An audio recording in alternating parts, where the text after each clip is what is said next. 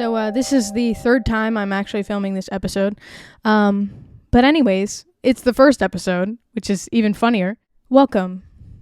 Fancy seeing you here. This is my brand new podcast called Dom's Day Off. I do find it a little weird that my name is in the title, but at the same time, I think it's a really cool title. It's perfect because as a jazz vocalist, there are times in between gigs and performances that I have off. And so this is what I would be talking about or thinking about on my days off. So I think it's a perfect title for what we're trying to accomplish here. If you don't know who I am, my name is Dominique Bianco. I'm a jazz vocalist in the Washington, D.C. area. I am originally from Staten Island, New York. Yes, the same place that Pete Davidson crawled out of. Just a little bit more about myself, not to fucking take up the whole episode. I've really been trying to explore doing something creative that is going to lead to other opportunities and also kind of be able to express myself in a different way.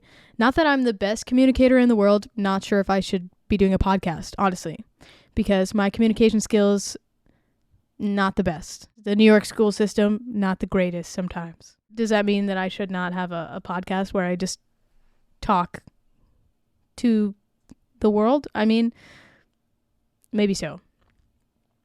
Yet here I am. And who's going to stop me? Only myself. But I feel like the more that I do this, I feel like the better I'll get. Like some podcasts that I check out are like Emma Chamberlain. I think that she kind of started out as this like quirky YouTuber who was very frantic and crazy editing. And then also like she's kind of matured now into like this, wise podcaster who just like takes the longest pauses in between sentences. And then also I think her name's Fernanda Ramirez. And she is just like a really cool podcaster that I have been watching for the past couple months. And I've been seeing her like pop off. She just talks about like, mindset and like glowing up and like things like that. And just like topics you want to talk about. And in this particular podcast, I think I'll address different mindset ideas, different lifestyle concepts, and also, bringing in my experience in the music industry and talking about topics that are associated with that. Not that I'm the most experienced or qualified person to be talking about any of this. I think it's really cool to see somebody else's perspective. And whenever I talk to a musician that's going through something similar, it makes me feel immensely just better about the whole situation. Like if I'm talking to one of my really close friends and I'm like, oh, I just got into this situation and it just really riled me up, this, and this. And they're like, I've been there. It makes me feel like a weight just is like lifted off my shoulders. Like I'm not the only one. I'm not crazy. And, other people can relate to those similar things. So if this podcast can achieve something remotely like that, I would be very pleased with that. And that's kind of like the goal here, is to just kind of share my experience. I've been doing jazz and have been on the scene for around 3 or 4 years and have been doing it full time. And I've experienced some things during that time. And so, it'll be good not only for an audience or a demographic that I'm going to send this out to, but for myself to just kind of reflect and kind of just take my own advice. Let's pull out my iPad. Also, if you're listening to this on YouTube, you're going to see the video portion of this. So if I say some weird things over the podcast and you're listening on Spotify, just know that there's a video version. So you're probably like, what is she talking about? Like, get her iPad or whatever. It's also available on YouTube. And if you're more visual person, then YouTube is this place for you. And then, if you want to just listen to this in the car, in the shower, whatever, Spotify, Apple, whatever, podcasts, you do you, homie. No judgment. So in this week's episode, we're going to talk about a subject that I think a lot of people can really relate to, and it's being your most confident self and dealing with performance anxiety, overcoming stage fright, and self-doubt. Now, I think the reason why there's so many individual topics under this like whole umbrella term of just being self-confident, because I think a lot of these sort of go hand in hand, and I've dealt with a significant amount of all of these things, regardless of how I might be portrayed on social media. I am not always the most confident. I'm not always super inspired, or I'm not always feeling super up to, playing a certain gig or whatever. And sometimes that can reflect in the music that I make. It can affect my relationships with people. Dealing with that stress and that self-doubt really is something that I have struggled with. And so these are just a few tips, honestly, for myself and for anyone else out there who's might be dealing with performance anxiety or just, dealing with the stress that comes with being an artist. There is like an unbelievable expectation when it comes to being an artist. When I was first writing this episode, I usually take a bunch of notes and do a bunch of research and also write down some experiences that I've had of my own and try to write it down in a clear, concise way so that I don't have all my ideas jumbled in my brain, because honestly, I would just be sitting here like the whole time if I didn't have it written down.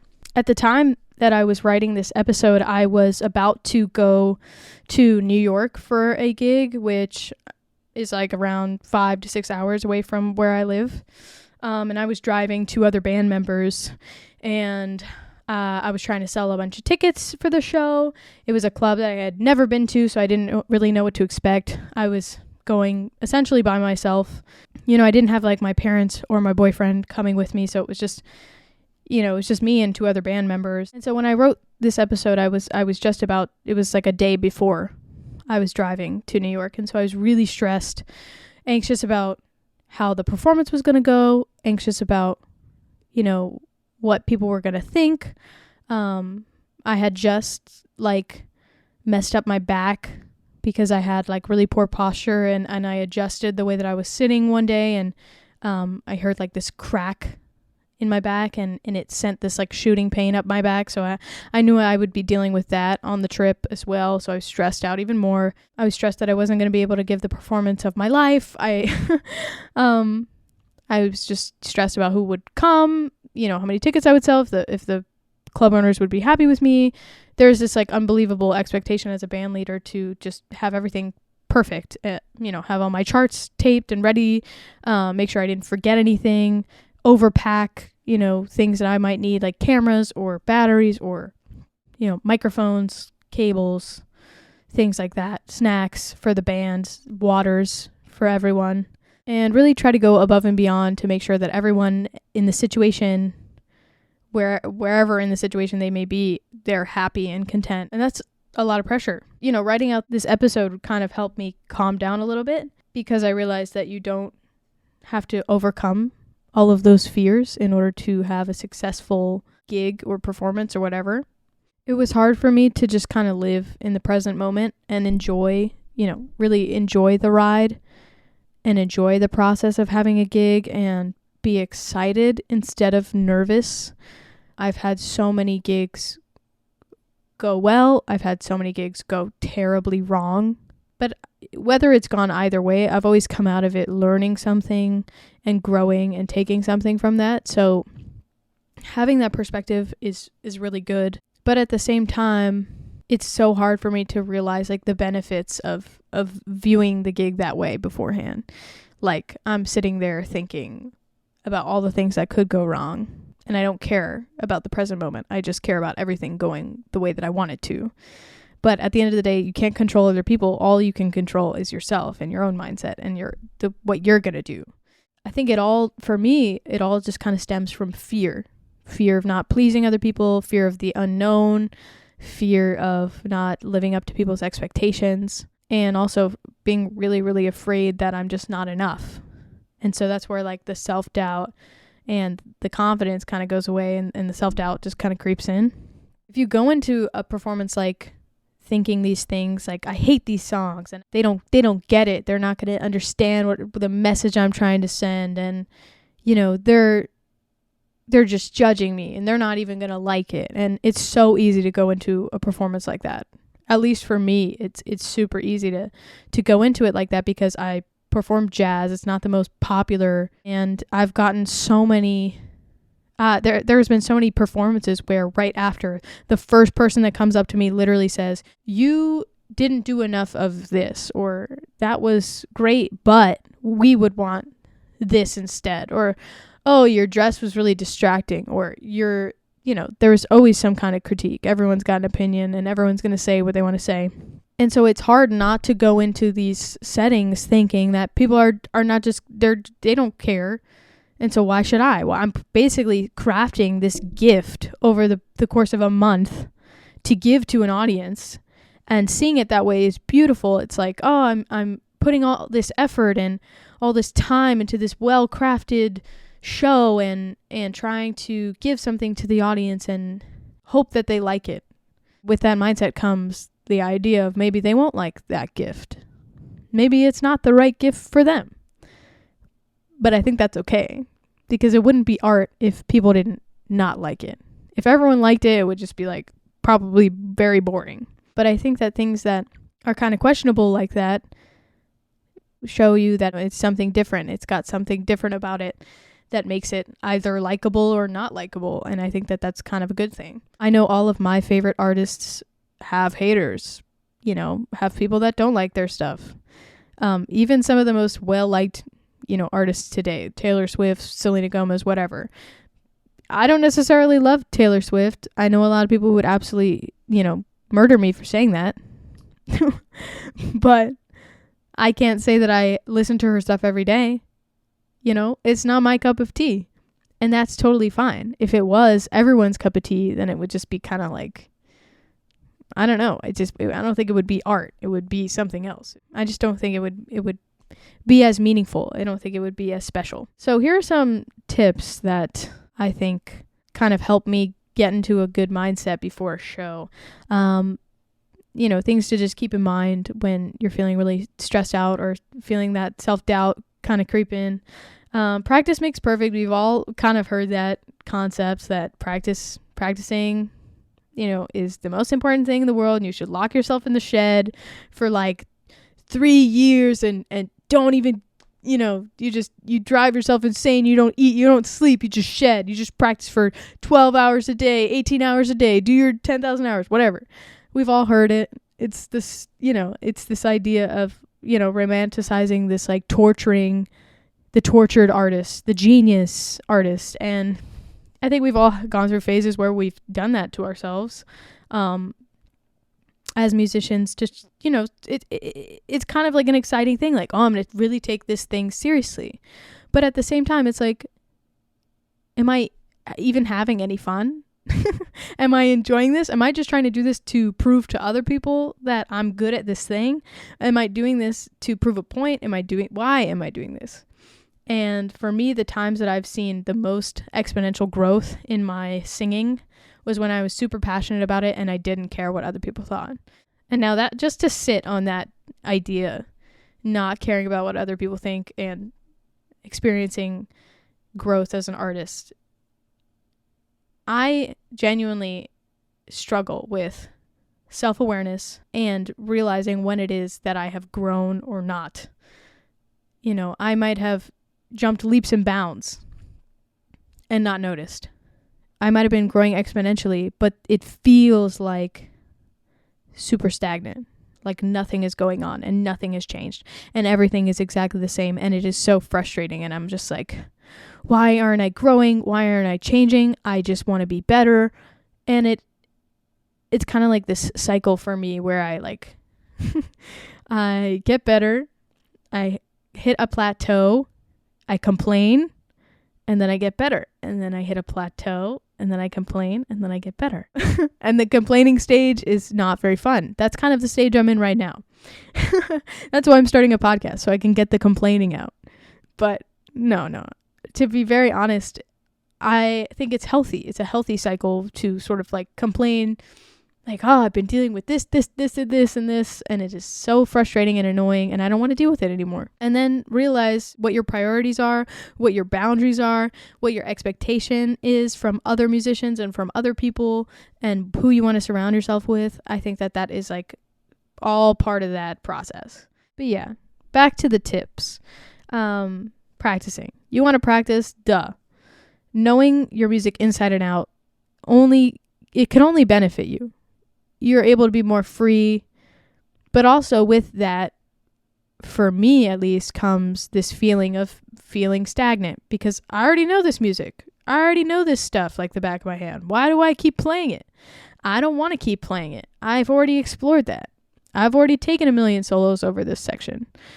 But at the same time, you're never really done getting better and better and better. I'm not saying any of my solos have been genius. They're embellishing the melody. They're usually sort of plays off of themselves. Like I'll listen to my own solos and then play off of them. But I just get really tired of feeling like I'm stuck in one spot. And so when I'm too comfortable with songs and my set lists are all the same for, months and months and months, I get in a rut where I feel like nothing excites me. I'm uninspired. I don't want to do anything anymore. I think that's a part of the process of growing is like, changing things up, learning new tunes, getting so comfortable with them to the point where you don't want to play them anymore, and then moving on to new repertoire. And then, also sometimes going back and realizing, you haven't visited this tune in a while, you revisit it and you have something new to say and you realize, oh, I remember why I loved this tune so much and now I sound completely different over it.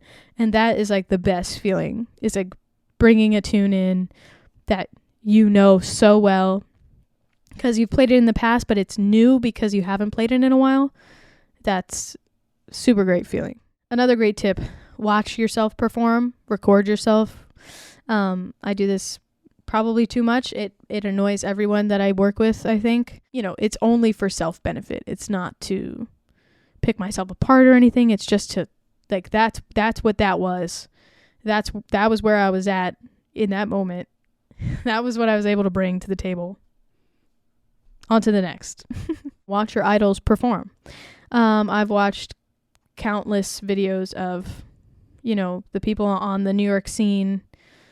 Smalls Live is great. Learn what they do. How do they move? How do they interact with their audience? How do they solo over this kind of tune? Or how did they approach this kind of phrasing or whatever, or this rhythm? You could be very picky about it, or you could just kind of sit there and watch it and absorb it. I've done both, where I've sat there and like picked it apart and picked out my favorite bits and pieces and taken them. And then also I've done like, just kind of like the casual, this is nice to listen to and check out. Both are important. Eye contact with your audience is key. They don't feel connected to you if you're not connecting with them. And it's super easy to just kind of be in your own little world. I'm big on this, but at the same time, I have my moments where I don't open up and I'm not vulnerable with the audience and I'm kind of just in my own little world because I just don't, sometimes it feels like they just don't get it.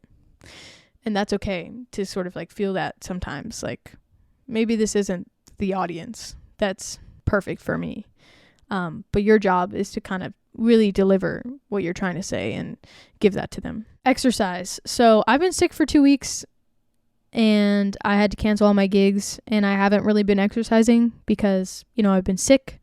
But exercising physically and mentally, so meditation, things like going for runs, really keeping up with your health and your mindset and your mental health is super, super, super important because if you feel like crap, your music's probably going to sound like crap and, you're going to make your audience feel like crap. and I've seen this happen so many times where like artists are on tour and they're not feeling very good and they end up making their audience feel sort of uncomfortable or like similar or like, oh, like they feel bad for you. But at the same time, it's like, I paid this money to come and see you and have this, intimate experience. And sometimes that's just how it is. Like sometimes an artist is just going through a really shit time. But if you feel like crap, your audience is probably going to feel that. Stay healthy and mentally really keep in check with your mental health. I mean, for me, I completely quit teaching because mentally it was just driving me insane. Like to teach an 8-year-old how to sing Dance Monkey was not what I wanted to do.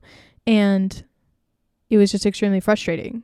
Grounding your body and just sort of being aware of the present moment. We're kind of, even before a show or after a show or during a show, we are literally anywhere else but the present moment.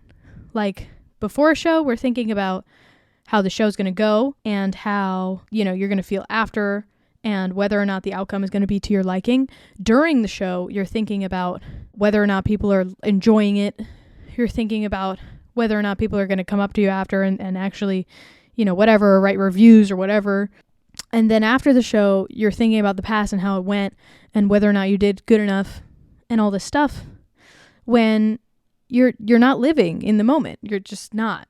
It's super hard to just be present and be there, especially when you do gigs so often that you're literally thinking about like what you're going to eat for dinner while you're fucking playing. I think that is like it's a super toxic thing that I think everybody does. Like I do it all the time. I'm thinking about the next, part of the form. I'm thinking about the next tune I'm going to announce and how I'm going to announce it.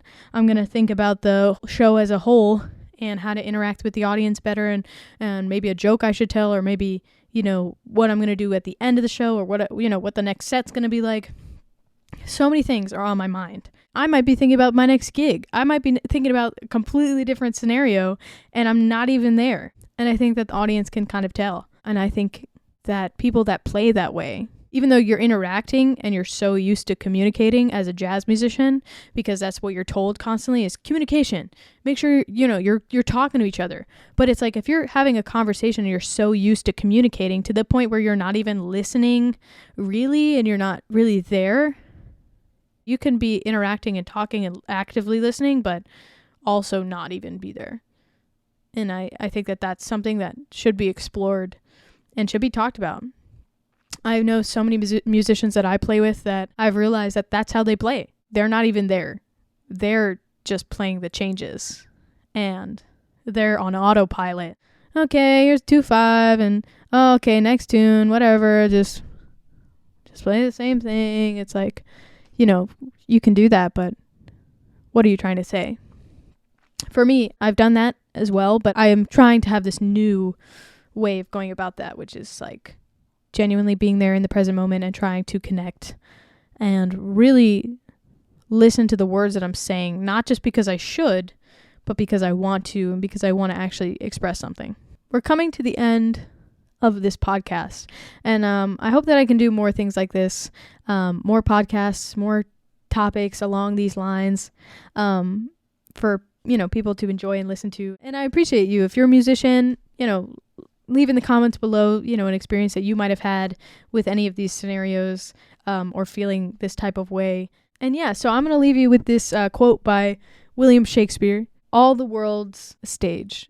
If you're walking boldly into the stage of your life, it's going to be that much easier to perform." I think if you're always vulnerable and wearing your heart on your sleeve and showing that side of you, it's going to be that much easier to show it to an audience of either 10 people or 10,000.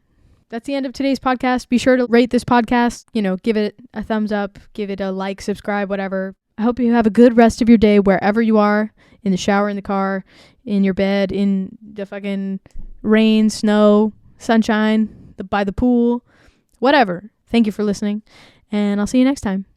Bye.